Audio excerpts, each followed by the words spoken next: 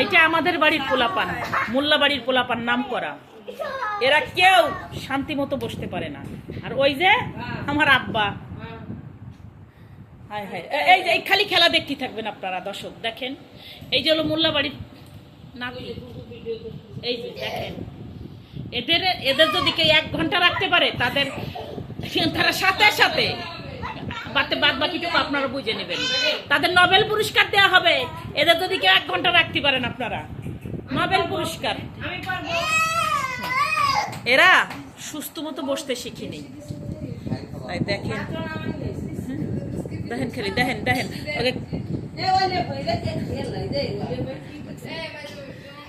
তবে ওর মার অনেক ধৈর্য, ওর মা সাংঘাতিক ধৈর্যশীল মহিলা।